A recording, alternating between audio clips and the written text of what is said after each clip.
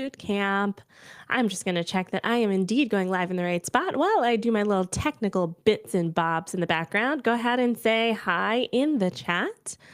Let me know where you're joining in from, whether you are from Ontario, Canada, like myself. It's a nice kind of gloomy day. Um, gloomy, I should say. It's nice and gloomy for like gloomy and crummy. It's actually cozy, in my opinion. I've got my hoodie on. I'm in total casual mode today. Let me know where you're joining in from in the world. We're going to kickstart day 2 in a moment. If you are new here, go back and watch day 1's training yesterday. It is live on YouTube right now. There were some audio issues, but I think the main point got across. Hopefully, there are no audio issues today. I have troubleshooted to my heart's content a little bit more than I usually would. So, hopefully, all is well, all is good as we go through our session content for today. Today, we're talking all about Instagram content that connects. And this is usually a pretty popular session for today as well, because content is so public. So we'll talk about that as well, too. All right, day 2 of the Instagram Bootcamp, focus on sharing your authority through content. Today, we're going to talk about creating conversion using the before and after strategy, which is just one of my favorite exercises when it comes to marketing messaging, and it'll really help people feel seen by your content. I want to examine the power of that I feel seen content, which is a powerful way to connect with your people so that they know exactly what they're getting into. And I want I want them to feel understood through all the various placements on Instagram. There's a lot. There's a lot. And I want you to feel like when people hear your content, when they see your content, when you go to post your content, you have a better understanding of each of those placements. All right, I see Jemmy from Nigeria. Hello, Chrissy from Michigan. Hey, Chrissy. Jill from southeastern Pennsylvania. Pennsylvania is big, Jill. I had to drive through there. My brother lives in Philly. It's big. It's like city and then a lot of nothing. So, anyways, there's my 2 cents. I also always like to talk about my belief system when it comes to social media because I do believe my opinion and perspective and my ethos is a little bit different. First of all, social media to me is a reflection of what happens internally in your business. Okay. Social media is simply a mirror. And to me, it's the biggest compliment for someone to see your brand online and then experience your brand in person and go, ah, yes, that is the same. So when people see me on Instagram or when they get a one-on-one call with me, when they hang out with me in person, I want a similar experience. When they see your products in the store, or sorry, when they see on Instagram and they visit your location, they should have a similar experience. And when they experience you on social media and then they hire you, let's say you're a service-based business owner, like a therapist, your social media should reflect what the experience is like to work with you. So social media is a mirror, not a megaphone.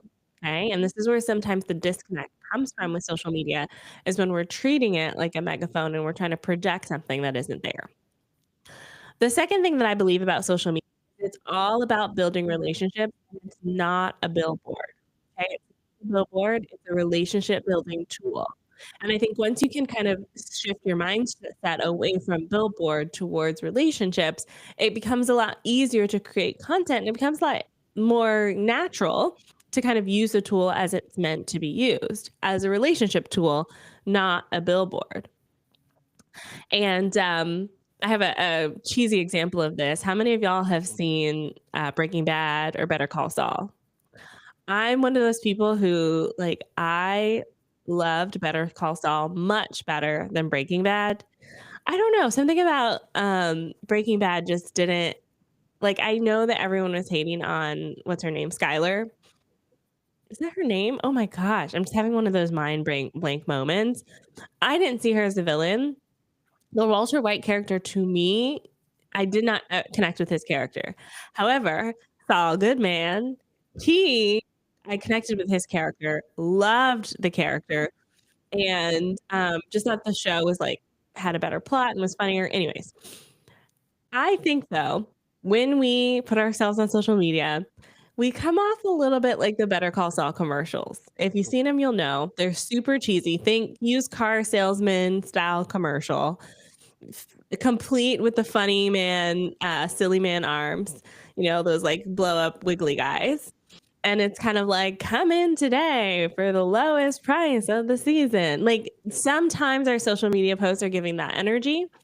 And that's not necessarily the energy we wanna have. This is like the energy of, someone going to a networking event and handing out business cards to everyone in the event. Or one time I went out to, like, a coffee chat with someone at a restaurant, and she's a real estate agent and literally was handing out her business cards to the waitstaff, and I was like, "Oh, no.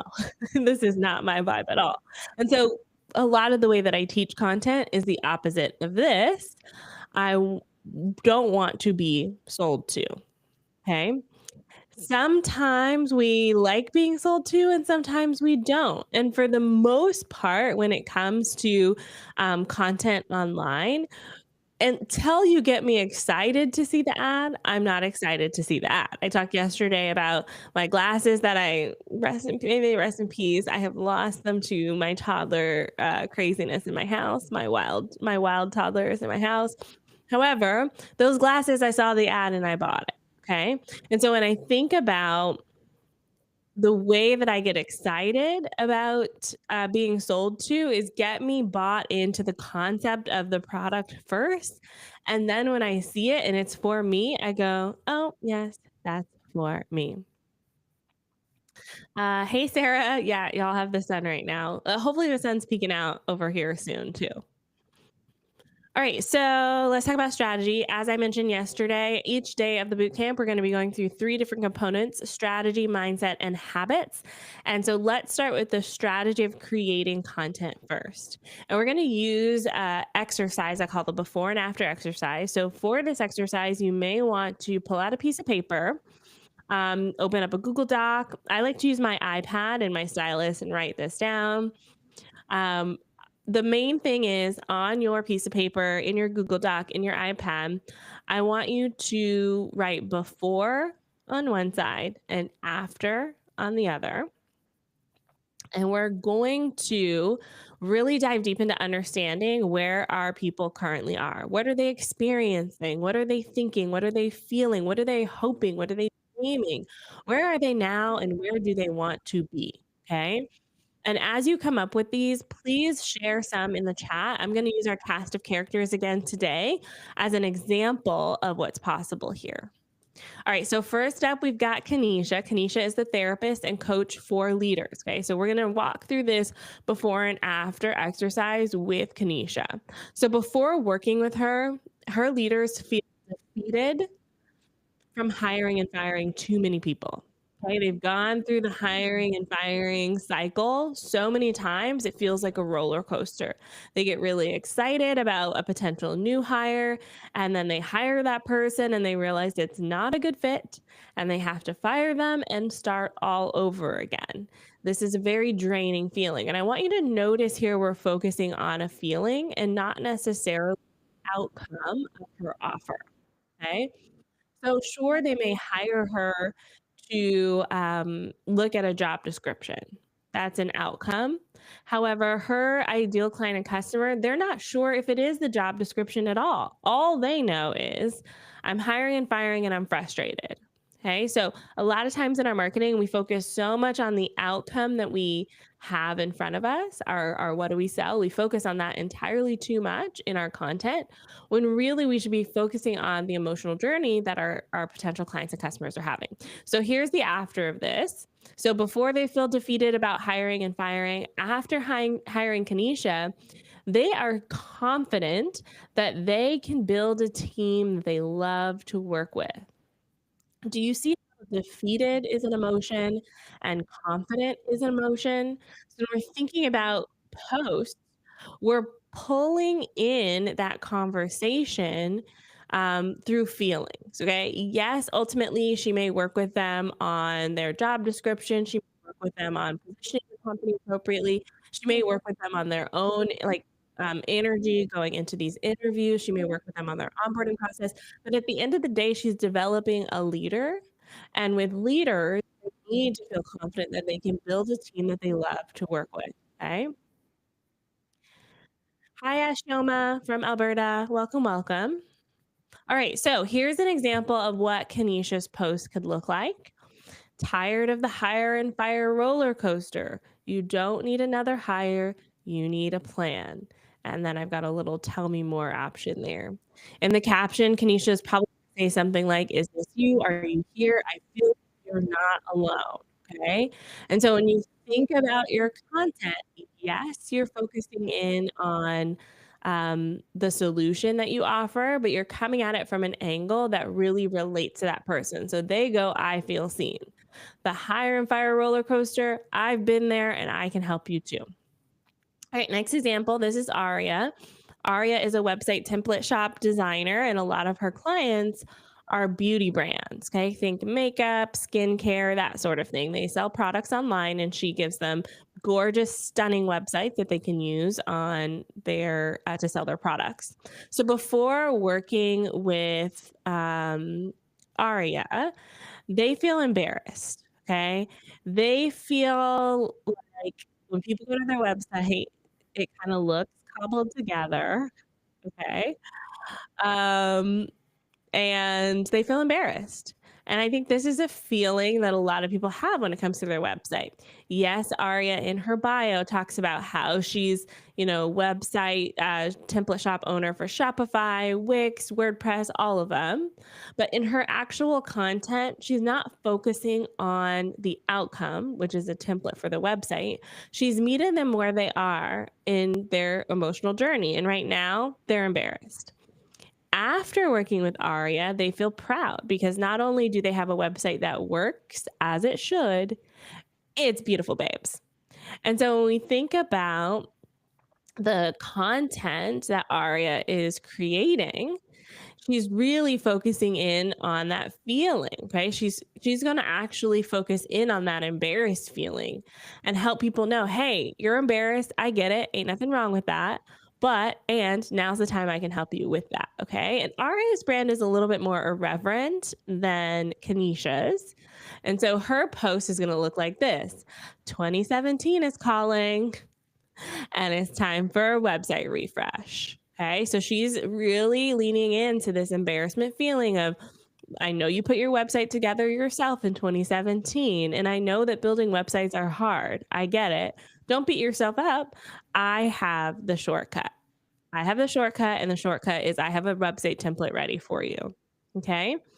I'm going to do Darius's in a moment, but I would love to see your before and afters in the chat. And I'll read out a few shout outs on the live stream today, just so we can get a sense of kind of the talent in the room. Tell me your before and after. So what are your ideal clients and customers feeling before working with you, and what are they feeling after working with you?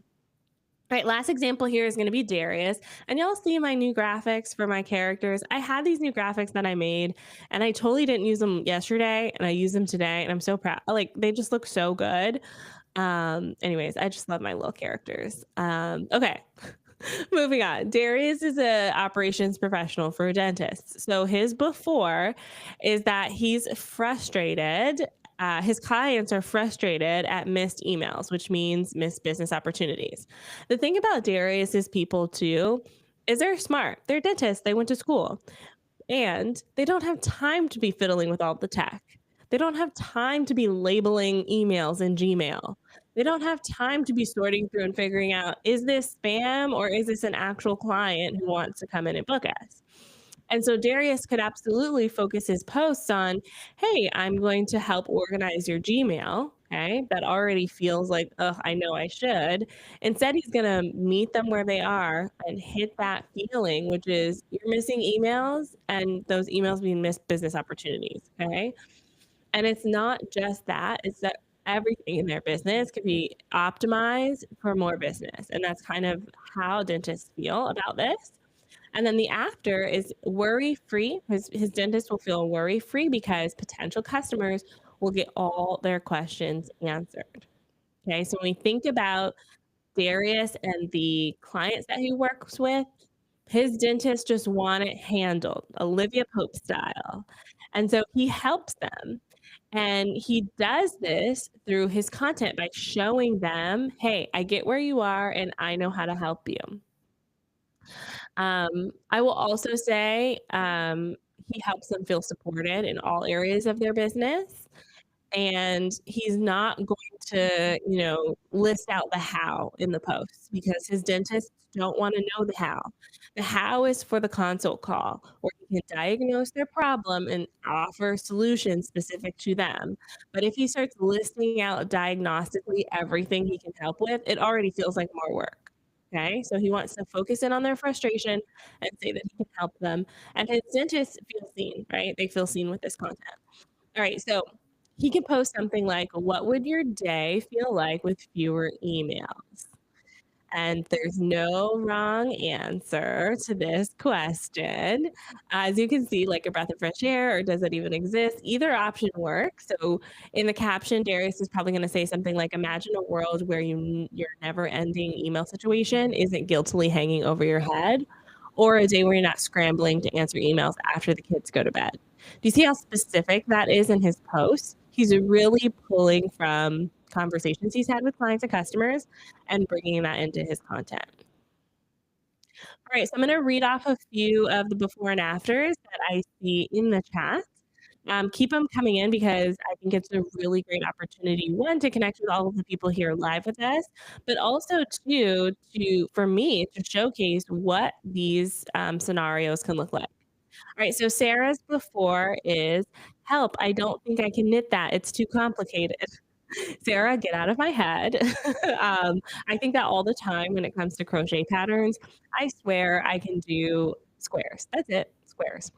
It could be a blanket, it could be a scarf, which I guess is technically like more of a rectangular shape. That's as far as the extent of my knowledge goes. I learned recently how to do multiple colors. Thank you, YouTube. But when you say, "Help, I don't think I can knit that. It's too complicated," that really resonates with me. And then Sarah's after is, "Oh, I absolutely can knit that, and I feel confident enough to tackle a more complex lace and cable knit project next." I love that. And I feel like that is ultimately what we wanna help our clients achieve, which is that, "Oh, aha" moment. And for Sarah, she's not going all the way into different styles of, knitting and stitching, and shameless plug to Sarah, who is a knit and crochet teacher. So you understand. There's so many different things that you can do. I literally have every time I go to crochet, I watch a YouTube video for how to start every single time because I only do it like once a year and then I forget how to do that first little loopy pretzel thing to start your project. Every time, every time.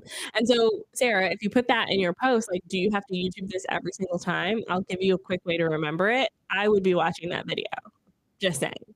And so when you think about meeting your clients where they are, yeah, that's exactly it. All right, so we talked about I feel seen content. I also wanna talk about share worthy content. Because when we think about share worthy content, this is actually the number one type of metric that Instagram is looking at. So Adam Mosseri, who is the CEO and head of Instagram, shared recently that when you share a post to the DMs, that is the most significant signal to the algorithm that that post is important. So someone sees your post, they click on that little paper airplane icon, they share it to a DM and a direct message. Instagram's algorithm goes, "This must be important because it was sent to someone's DM." Okay, so share worthy content is the number one metric that the algorithm is looking at for post success. All right.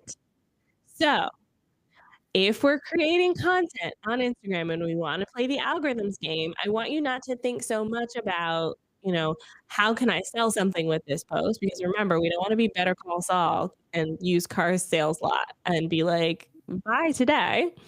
We want to have an experience that's relational. Okay. And so the way to do this is to use the exact same words that your audience is using. Your community members, they're telling you what their problem is. They're talking about it. And the beauty of the internet is you have access to all of this information. Ideally, you'd be having client conversations that you can record. I still have one from 3 years ago now.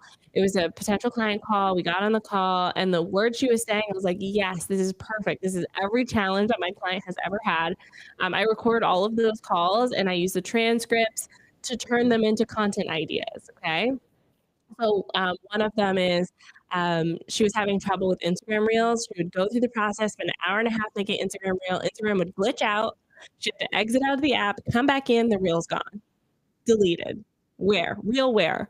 That is a very real world experience that I pull up time and time again because it's something that we probably all have gone through, and I have solutions for that. And so when it comes to me talking about Instagram Reels, I'm probably gonna pull from my client and customer experiences. But even if you don't have client and customers yet, or if you're pulling from other, well, you can pull from other sources. That's where I'm going with this. So here's a few places where you can get some ideas. I love to use Amazon for this. So Sarah, I'm going to pick on you since you put your before and after in the chat. If you wanted to find more content ideas, Sarah is an educator for knitters and crocheters. Sarah would go and put like crochet beginner book into the Amazon search bar, look at some of the top books, and then look at the best and worst reviews. So look at those 5-star reviews and see what people are praising about the book. But I find the 1-star reviews to be very telling. Okay. So the 1-star reviews can be things like, it's outdated, or they went too fast, or they went too slow. There was way too much storytelling, or I don't get it. Right. And so don't hide, Sarah. And so when we think about the words that our clients and customers are using, we have a wealth of information on a resource like Amazon, where a lot of people love to share their little thoughts in the form of reviews. Another way to get this is go to YouTube. Go to YouTube, look for a popular video in your niche. Sarah, I'm picking on you again, but just because it's a great example. So Sarah could go to a crochet channel. I always follow Yarn Inspirations, Sarah. So go to the crochet channel, the knitting channels, look at the most popular videos, and then look at the comments, specifically unanswered questions and comments. One of my most popular videos today is what is the difference between an Instagram reel, Instagram post, and an Instagram story? And it is my most viewed video today because I saw someone ask that question somewhere and I was like, oh, I can turn this into content, right? And so look for those popular videos in your niche, lurk in the comment sections and see what questions people are asking, especially the questions that are going unanswered by the top creators. And then you can look at things like reviewing your intake forms, your submission forms. Are there any running threads? Are there questions that people are asking that you can answer? You can look in Facebook groups too. Just be wary of the Facebook groups. I find that in groups in Facebook groups, first of all, there isn't a hierarchy to the content. So it's very challenging to like sort by posts. I actually think Reddit could be more helpful for you in this instance because you can look at things like top posts this year and get a better sense of what the general comments are like. But Facebook groups, I feel like, have a different demographic than Reddit community. So look there, but with caution. And then you can just ask your current clients. This is the best way. Okay. Talk to your people, figure out what they're struggling with, and how you get a lot of solutions from there. Um, Okay. Sarah, I love this. Sarah says, I get a lot of my ideas from people who email me questions about my patterns. I just struggle to find the time to film a new knit sample. Yes, Sarah, the age old question of do I have time for this? Well, let's talk about that today, actually. But first, let's go through our characters. So here is Kanisha. Kanisha searched for a leadership book in her niche. She found a popular book. She went to the 1-star review, and the review said something about it was too inspirational. Okay. So now Kanisha in her post is going to talk about how being a leader goes far beyond spouting inspirational phrases. Because the negative 1-star review from a top leadership book said the whole book felt like it was spouting inspirational phrases. All right. All right, next. This is Aria. Aria found this conversation with a client. Okay. So the client said, I know I'm the shit, but my website isn't reflecting that. So Kanisha then turns that into a post, probably a reel that's like scrolling through before and after website. This is that moment when you know you're the shit, but your website isn't reflecting that because secretly she knows her other people feel the same. And again, Aria's brand can be a little bit irreverent. She likes to be a little on the nose with some of this stuff. And it works really well for her people in her community. Last example here is from Darius. Darius searched on YouTube and he looked at a scheduling tool for dentists. And the common response was that the tutorial was going too fast. Okay. People in the comments said, "You're going too fast." So Darius turned that into content by saying that feeling of technology is moving too fast is not your fault. He's probably going to talk about in the post how his dentists are smart. They're focused on their work as a dentist and not on the tools and tech that it takes to run a dental practice. That's his job. Okay. And so he's going to really speak to that.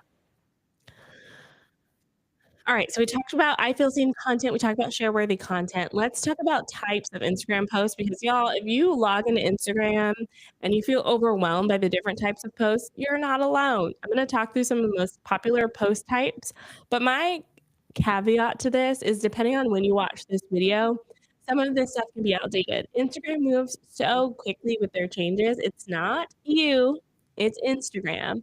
But one of the things that I like to do is really talk about the placements in terms of the sales funnel. So make sure you come back to this challenge for day 4, actually day 3 and 4. I will talk a lot about how to use these posts effectively. But I'm going to give you a quick overview today of these posts just so you can get a better sense of all the different places where you can post content that connects. All right, so the first post style is the OG post and an image. Okay, this is the traditional style of Instagram post. When we think about where Instagram started, this is it. Back in my day, we used to post on Instagram with that Valencia filter. We would just snap our little oatmeal for breakfast and be like, hashtag blessed. This is where Instagram came from, okay? It was this traditional one photo style post. It can be a graphic as well. So if you design something in Canva, for instance, it could be a graphic. Square is traditional style, though now they've got a bit more of a portrait style feature as well, which I highly recommend using. So that's the single post style. You'll see in this example, this is just me as a selfie. For the most part, though, I don't recommend posting this style of post for most industries. There are better placements. I will say save the single post style for celebrations. Okay, so something where people can say congrats in the comments is a great way to use this single post style. Or if you're launching or doing something very specific. But more often than not, there's other placements that will serve you better, get more reach, get more attention. So if you feel like your reach, your attention, your engagement is low, it may be because you're stuck on this post style. All right, next, carousel posts. Carousel posts are kind of like slideshows. So you know how I'm showing you slides here of my, this is my Google Slides for today. Carousel posts are that. It's more than one photographic or video, so it can include video. And it's essentially a way to share information, things like the slideshow. Okay. You can have up to 20 posts in your carousel post, and you can use video, like I said. So when you're thinking about creating content, especially content that delivers information, I'm probably going to recommend a carousel post to you. And all it has to do is be more than one slide. So it can just be 2, it can be up to 20. The reason I also like carousel posts is because you get 2 opportunities for people to see it in the feed. You may have noticed this when you're scrolling through the Instagram feed. When you post the first time, it shows the very first slide. Okay, so the very first slide. And then if someone doesn't engage with it, they don't swipe, they don't like, they don't comment, Instagram's going to show them that post again with the second slide. Okay. So you have an opportunity, 2 opportunities for people to see that post in the feed, which you don't really get with any other type of post. Okay. So I really like carousel posts. The algorithm really likes carousel posts. The thing to remember about carousel posts, though, is they're not as discoverable as reels, which I'll talk about in a moment. So really they're going out to your current audience. Now this is shifting. Like I said, some of this information could be out of date next month. But the thing to remember is that carousel posts are usually for your people. All right, Instagram Reels. Instagram Reels are discoverable. So that means Instagram is pushing these out to new people. And you may have seen this in your feed when you're scrolling. Suddenly there's Reels that are suggested to you.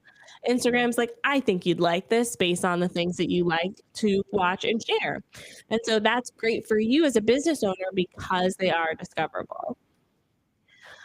It's vertical video, though. I know. They released that new horizontal format that I hate so much, and it's ugly. You can post in that format, but it's when you go to the Instagram Reels feed, it's going to look like it has a black background. Okay, so I know technically you can post it when you're in your regular feed, it looks fine, but when you look in the Instagram Reels feed, it's not going to look optimized. And that's my soapbox on that. Sarah has a question. Is it always the second slide or is it a later slide? It's always the second slide. So when you're posting a carousel post, your first and second slides really should be optimized as if someone were looking at those two standalone. Would they want to keep swiping? Okay. Would you want to be swiping? Tiffany says, I'm OG and have been stuck on the single post style. Yes, Tiffany, please try another post style, um, especially a reel. They're discoverable, they're vertical videos. Okay, they recently increased it up to 3 minutes, but this is still limited to some accounts. Some accounts I'm working with do not have more than 90 seconds. And still to this day, the stat says less than 60-second videos get the most watch time. But this is Instagram's preferred post style. Okay. Instagram loves a reel. And this is a direct ripple effect from TikTok. It's what I call the TikTok effect, where TikTok rose in popularity the end of 2019, but really into 2020 during the global pandemic. The 2 weeks to crush the curb, where we were all shut down and watching TikTok videos. Instagram or saw how reels or sorry Instagram saw how TikTok videos were blowing up in popularity, and they said, huh, we could do that. So by August of 2021, Instagram Reels had launched, and Instagram Reels is Instagram's preferred post type. When you post on social media, and I highly challenge you to go look at your posts, look in your insights and see which post type gets the most unfollowed views. Okay, so for people who don't follow you, they don't know who you are. Instagram Reels usually dominates in that category because Instagram is pushing Reels out to people who don't know you. Okay, so if you haven't done video yet, you should be doing video. You don't have to be on camera though. I'm going to put a resource in the chat for my Be Your Own B-roll course, where I teach you how to use video without having to like talk face to camera. So check that out. All right, so let's talk about, oh my gosh, where are my slides? Here we go, live video. So live video is real-time live streaming with your audience. Just like I'm being live here on YouTube, you can be live on Instagram as well. It's interactive, so people can comment in the chat. You can invite people up on camera. You can pin comments. There's a lot of functionality in there. The live stream can be published to your feed after as well. However, I don't typically recommend live videos for a lot of people, mostly because of Instagram setup. You've already seen posts, carousels, and reels, so it's crowded. Live videos right now are not in the feed. They look like a story, which I'll talk about in a moment. So I think from a user experience perspective, it's confusing. When I think about something like TikTok, when you're scrolling on TikTok, you scroll into live videos all the time. That's not the user experience on Instagram. You have to see that someone's live, tap on their live stream to access it. And so from a business owner perspective, I don't typically recommend live video unless live is your thing, okay? Live is your thing. If live is your thing and you're like, I will do lives all day long, then go live on Instagram, but try to also collaborate with other people. Because the Instagram live is going to give a push notification to everyone on Instagram that you're live, like all of your followers. But when someone else joins you live in that collaborative live, it'll also give a notification to them as well. So that's a way that you can grow. But generally speaking, live videos are for your people. All right, let's talk about stories. Stories are private, vertical videos or images and text with text. usually only viewed by followers, and they disappear within 24 hours. Now, I say private because typically people have to follow you to see these stories. Otherwise, they're probably not going to see it. There are a few exceptions to this. Stories are also discoverable in certain cases, especially if you're using a collective story. So, for instance, if it's Halloween coming up and Instagram's like, post your Halloween photo, and you post it with a little collective tag, then you can potentially be discovered that way. Stories do sometimes show up in search very occasionally, but remember they disappear within 24 hours. It's not like it's going to stay in the search. And you can look at someone's story if you're not following them by going to their profile, tapping on their profile photo, and watching their story. But it's not intuitive. And so stories are for the people who follow you. And I'll talk more about this in the later in the boot camp, but just keep this in mind. Like they're private. And if you think about this, it could be very helpful for you. Last year when I taught this session, someone said, well, why would I post to stories then? Why wouldn't I post to the feed? And stories to me, and for a lot of my clients, convert higher than feed posts. Stories for myself and for a lot of my clients convert higher than the posts I share in my feed, whether it's single photo, carousel, or a reel. Those posts don't convert as high as when I do a story. When I post a story with a link sticker, I sell stuff. Okay. So, like, these are my people. These are like my OG ride or die fans. Okay. My people. We're in the stories. I'm the same way. When I'm looking at Instagram, okay, sometimes I'll scroll through the feed. It's mostly for work though and research. When I'm just there for fun, I click the stories and I watch the stories. And there's people's stories who I watch every single day. I'm like, what are they up to today? Um, I don't know why. I just can't help it. So yes, stories has its own place in the feed. I'll also cover notes here, relatively new feature. It's a text-based post that's like an away message. Think like AIM away messages. It's not available in all countries. Voice notes actually are here now for everybody. I just got notes this year, y'all. I've been teaching this bootcamp for 5 years. Instagram notes launched, I want to say 2 years ago. I just got it this year. Okay. So if you don't have it yet, it should be rolling out to all countries. To me, this feels like old school Facebook. You know how when you logged into Facebook, it was like, what are you feeling today? And then we would just like fill in the dot, dot, dot. Like, Andrea Jones is dot, dot, dot hungry. That would be our Facebook post. It feels like that. Okay. Um, for business owners, I don't see a lot of usage for it unless you are in the middle of a launch. I think it'd be very helpful to post. If there's like a holiday that you want to celebrate, but it doesn't require a whole post in the feed, you could post it there. Like I posted yesterday that I'm in the Instagram boot camp. Or little updates, little thoughts. You're so limited on characters that it's not a huge focus for a lot of business owners. Honestly, this is Instagram trying to be young. Okay, this is like a Snapchat thing. The kids all do it. And so Instagram was like, okay, we can be young too, young and hip. And maybe I'm just too old for this, but it's not a feature I ever look at.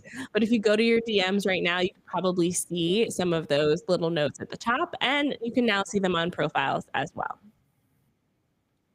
All right. So, last post style is a broadcast channel. Broadcast channels are a one-way private conversation with subscribers, similar to email newsletters, and you can do dynamic styles. So you can do polls, um, stickers, basically everything you can do in a direct message, you can do in a broadcast channel. The difference is broadcast channels are usually one way, though they have allowed for replies recently, but it's a one-way type of conversation with your community.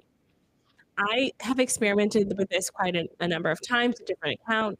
Personally, I'll share my personal experience first and then give advice. So personally, I find broadcast channels annoying, mostly because, as you know, I don't like notifications, and it gives me a DM notification every time someone posts in a broadcast channel. So when it first launched 2 years ago, I joined every single broadcast channel I could. And over the years, I've removed almost all of them. There's one that I'm in now that I'm like, oh, okay, I don't mind these notifications. The rest of them, I didn't like the notifications.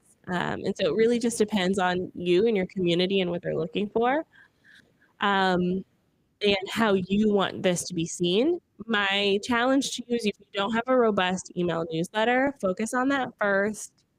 Broadcast channels can come later, unless you have a community that lives on Instagram. Like if your community is like, we will never stop using Instagram, consider a broadcast channel. Um, all right, let's talk about mindset around all of this because there's a lot of different post styles. There's a lot of hesitation and resistance when it comes to especially the before and after of sharing that. And so I want to remind you that your audience, your community is buying your understanding of them. Okay. They're not buying your product, they're buying your promise. They're not buying your brand, they're buying your authority. This is why this work is so important to take time to understand your audience because it'll set you apart from everyone else doing the same thing. They want you to help them because they like you. They feel like you get them. You feel like they feel like you're where they're at. Okay. You imitate their challenges. You trust that they trust that you're going to take good care of them because of your understanding of them. Okay. Oh yeah, Sarah, I'll do that in the Q&A. All right, mindset shift number 2. People find conversation way more interesting than monologues or lectures. We're not a billboard. We want to have a dialogue and a conversation. This is really the um, power of trending content. People talk about trends a lot on Instagram, and it's not just because of the trend itself. It's because we, as human psychology, we want to feel a part of something. And when someone posts a trend and they get it, they feel like we all feel like we're in on the joke. Okay. And there's ways to do this without trending content. People come to me all the time and they're like, I don't want to dance. I don't want to lip sync. You don't have to dance or lip sync. You have to understand the psychology behind it, which is we want to feel like we're a part of a conversation and not like we're getting lectured. Okay. I posted this recently in a YouTube video, or sorry, Instagram video, where I said sometimes we have the curse of the expert, and we're lecturing people. We're like, eat your vegetables. Okay. I do this with my toddlers. If I tell her eat your vegetables, her immediate response is no, I don't like that. No, I don't like that. Okay. And that's how we feel sometimes when people are like, you should lose weight. You should eat better diet. You should go on walks every day. You should. And you're like, I don't like that. But if we layer it in to the conversation, so me literally like shredding carrots and zucchini, whatever, into pasta, now my toddler suddenly is like, I like that and eats it. I like pasta, mommy. I know you do. And there's veggies in there too. You just don't know it. And so this is part of where we have to be mature as business owners and approach this with like understanding the psychology behind trending content, topical content. It's because we as a human being collectives, we want to be part of a conversation. All right, let's talk about habits because also at this point in this session, a lot of people come to me and they're like, Andrea, that's a lot of content we could be posting. Are we supposed to be posting all of those every day? And my answer is no, please don't do that. That sounds like a lot of work. Instead, I want you to figure out what consistency means for you. Consistency is simply going at the same frequency. It has nothing to do with quantity. It doesn't matter how many posts you share within a given day, week, month, as long as you're consistently posting that. Okay.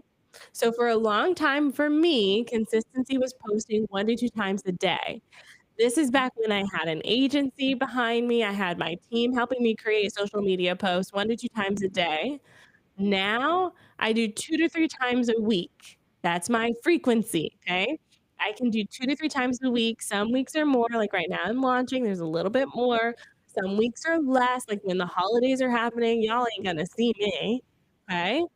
But that consistency is going at the same frequency and really understanding what that frequency looks like for you and your business. I would much, much rather you spend time to create 1 post a week that works really well than 5 posts a week that just check the box. Okay. I want you to really think about the before and after strategy. I want you to think about, is this post share worthy? I want you to think about the different placements and how it will benefit you in your business and who's actually going to see it. All of our energies are different as well. So, for example, I don't post on the weekends. Generally speaking, again, I'm in the middle of a launch, so I'll post on the weekends, but generally speaking, I don't post on the weekends because that's my time to refuel. Your consistency needs to also have a frequency that will allow you to refuel as well. Sometimes we think that consistency is like going at the same pace all of the time. You can have a frequency that looks like a wavelength, ups and downs. Some of my clients are seasonal, so they post, spring and fall, and they take winter and summer off. Some of my clients like to go in big bursts around launches. Some of my clients are like me, where we're like, I can do during the week, but not the weekend. You get to decide what this looks like. I like to use the analogy of cars, and I'm not a car person. However, I used to drive a Honda Civic, and that energy tank was so fuel efficient, but boy, did you have to refill it often. You had to refill it often. Some of us have to refuel more often than others. My husband has a truck, and the truck has like a huge tank. And is it as fuel efficient as a Honda Civic? No, but I don't have to refuel that tank as often. So you got to think about what that is, and don't compare your tank to someone else's tank. Understand your own, how often you need to fill up, what kind of gas you take, et cetera, et cetera. Okay. All right. The homework for today, as a reminder, we are here to learn. This is not a learn and sit back and check off the box and yay, pat yourself on the back moment. We're here to also take action and do. I don't like watch shops. I like workshops. We're gonna put you to work. Okay, so this is your turn. You don't have to create a whole post today, but I want you to brainstorm a new way of sharing your expertise on Instagram. I saw a few in the chat. Some of you said you're gonna start trying reels, experimenting with carousel posts, complete your before and after exercise, create an I feel seen post. The goal for you is to find ways to connect first, then convert. Okay. Connect first, then convert. I'll give another example here. Um, I was scrolling on the toilet as one does, and I've turned that into content now, and people remember it because I call it poop scrolling. Okay. Hear me out. The reason that y'all, when I say poop scrolling, you know what I mean, is because we all do it. It's the I feel seen content. Okay. We are all, as gross as it is, taking our phones, devices into the washroom with us for a little bit of entertainment. We don't have those little books on the back of the toilet like they did back in my day. Okay, back in my day, you had a little joke book, a little crossword puzzle, the newspaper. That's all in our phones now. And it's a relatable content piece. I can say poop scrolling, and I've used it even in talks on stages in front of hundreds of people because it's so relatable. So I want you to think about how, like, some of the ways you can bring that into your brand on Instagram. And if you are ready, I would love for you to upgrade into the Mindful Marketing Lab. It is our farewell year of the lab. This is the last year that I'm going to run this program. And this is your last opportunity to join us. Use code farewell at checkout and get 50% off your year. Yes, even if you're a current member, I had someone email you today. If you are a current member, yes, you can opt into the farewell year as well. If you're paying one price, you want the lower price. We don't care. Come on in. And with the farewell pricing, you'll get access, complimentary access to my new product, which I'm launching on Black Friday. Okay, so you'll get access to not only the Mindful Marketing Lab, but the shiny new thing that I'm creating next. But here's what's inside of the lab for you. I'm doing Instagram audits. This every year, I'm always like, why did I do this? Oh, right, I love this because it's just so much. But on Friday, October 17th, I'm spending the whole day doing Instagram audits for everyone who wants one in the lab. So come on in. I do ask that you complete day one's homework if you can. Otherwise, I end up repeating myself a lot. But you know what? If you don't want to, I will still audit your account. There's an Instagram ad session by Julie O'Hare on October 21st. So if you want to go beyond just boosting a post and actually have ads that, you get your ad money back, come to Julie's session. There's a chance to win one-on-one strategy sessions for everyone who submits their daily homework. There's daily support threads for accountability. Jill, I saw yours in there this morning for yesterday's homework. And then every member who completes the challenge will also get swag by October 31st. As long as you submit all your homework by then, you will get swag. Like the social media rockstar planner is one of our swag options. We have t-shirts, we have mugs, so many fun things. All right, so it's Q&A time. If you've never done Q&A with me, my um, my philosophy around Q&A is that there's no bad questions, there's no wrong questions, there's no silly questions, there are no questions that are too specific. All questions are welcome. I love a good question time. In fact, you're helping me when you ask questions too, because hello, I'm gonna probably turn this into content. So ask all your questions. As I wait for the questions to pop in the chat, I know we got one from Sarah already. Reminder for what's coming up next. Tomorrow's October 15th. At this place, this time, I'm going to be talking about building an audience of buyers. Okay?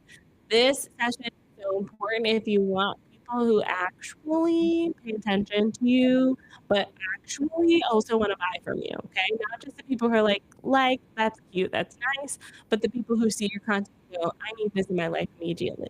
Okay? All right, so questions. Sarah's question was about the repost feature. Hold on, let me find it. Okay, if you get the chance, can you touch on repost? It's a very new one. I have no idea what I'm doing with that. Yeah, so I actually love this feature. This is again Instagram copying TikTok. And I think it's important to note these mimicking features because it's really based on how people use them, not on how the app wants them to be used. So on TikTok, you can repost or reshare a post. And what happens is that post now is pushed out into the feed of the person who reposted it. So for example, Sarah, you post your design, I'll use Instagram. You post your design on Instagram, your little knitting video, and I go, oh my gosh, I need my people to see this too. I hit repost. Now there's an opportunity for that post to go into their feed. In their feed, it will just show that Andrea, me, reposted your video, Sarah, but it's not on my account at all. In fact, I really think they should have a section for reposts like they do for saves, but I haven't seen that yet. It's very similar to retweeting, or it's not called retweeting anymore. Reposting on X, formerly known as Twitter, reposting on Threads. I don't own your post, Sarah. People will still see that this is Sarah's post, but they'll see that Andrea reposted it. You can also add comments to the post now too. Only our mutuals will see those comments. So Sarah, if Jill follows Sarah and me, then Jill will see that I posted it and left a little comment on that video. Otherwise, if Jill just follows me, then Jill will just see that repost with Sarah's video and it'll say Andrea reposted it. Okay, Tiffany, is the marketing lab going away? Tiffany, no, I'm just closing enrollment for the next year and then question mark if it's going away. For the people who are in it, y'all love it, but I'll admit it's been hard to sell lately. And so I want to keep it going for the people who are in it since it's your last chance to get in it. So if you want to lock in all of the trainings on Instagram, LinkedIn, TikTok, all of my past live streams, if you want access to unlimited questions from me, you can ask as many questions as you want. That's in the lab and only in the lab. And I'm not going to be opening this up again for the foreseeable future, if not ever. I don't want to say ever, but I'm moving on to another product. So this will be the last year for the Mindful Marketing Lab as it is. Okay, great question. Keep them coming. Jill says, I noticed that notes showed up on my account today. Didn't know what it was or how to use it. Okay, yes, Jill, notes. That is one of the new features. I would recommend posting something very short, maybe like even a little thought about stress or motivation or mindfulness, something that relates to you. But Jill, only your followers will see that post and they'll only see it if they go to the DMs and then they'll only see it from there if you're like first of the bubbles. I just don't see it as important as some of the other placements. It's cute, but for business owners, I wouldn't recommend putting a lot of time and attention there. All right, this question comes from Chrissy. If your competitors seem to be growing and they have an obvious social strategy, should you borrow similar tactics? not post subject specifically, but cadence, general ideas, etc. Yeah, I think competitor research and analysis is very important on social media, especially when it's a competitor who has a large team. So I'll use Starbucks as a great example. Starbucks created a movement with their pumpkin spice lattes. All right. And look at how many brands now have pumpkin spice because Starbucks started something and other brands go, I see that. I want to do it too, all the way down to our little local coffee shops. So, yeah, absolutely. I think that you can get inspiration from your competitors. My only warning is when you're looking at competitors, um, I would be wary of copying every single thing. I wanna look at the successes and the failures and analyze how that can work for my business, but not assume that every single post that they're sharing is a success. Also note too, there's a lot of planning that goes into larger brands. As someone who used to work with larger brands, for example, photo shoots for Christmas content is done already. We're working on Valentine's content right now. And so they think ahead a lot more. But yeah, definitely look. Even take Amazon Prime, Prime Day. It seems like so many businesses now have antithesis to Prime Day. So yeah, should be look at the subjects. So okay, when you're doing competitor analysis, look at a few things. Take a look at the types of posts they share and how frequently. Is it reels? Is it carousels? Look at their engagement rate. So compared to how many followers they have, what percentage of those followers are engaging with their content? Unfortunately, you only can see public things like likes and comments, but take a look at engagement rate as well. And then also take a look at their sorry, take a look at the comments themselves. Okay. So see who is in their community and who is engaging, and that will give you a good sense if a post resonated or not. Okay. All right, Sarah. So I just checked and there is a section of reposts. It's only on mobile and it's next to the mentions tab. Thank you. Yeah. And also, me being in Canada, sometimes I just do not get the features that everyone else gets. And it's so frustrating. Let me take a look. Oh, yeah, I see it now. Reposts. There y'all go. I don't know if you can see my camera. There are my reposts. It's mostly Adam Masseri and then my own post. So one of the things I've been doing as well is if I don't have a post to share that day, I will repost my own post to see if that will like push it out in the feed again. TBD on that, y'all. But those are the kinds of things that I experiment with and try. Definitely try it for yourself. I'll even do this to my stories. If I don't have a story to share for that day, I'll go back to a post that I think I want everyone to see again, and then I'll post it in my stories again. All right, friends, that's the end of day 2 of the Instagram Bootcamp. Come back tomorrow for the session on building an audience of buyers. I actually think day 3 and 4, they're the 2 most important days of the challenge. So let's keep it locked and loaded here. Plus, I love to give prizes Oprah style. So if you're in the lab, come on in and join us for the prizes. By the way, I'll put the link to the lab in the chat. You don't need a coupon code. I know I put the coupon code on the screen, but I went ahead yesterday and just added it to all the checkouts. So no coupon code needed. Go to onlinedrea.com/lab and join us today. And I'll see y'all tomorrow for day 3 of the boot camp. Thank you so much. Bye.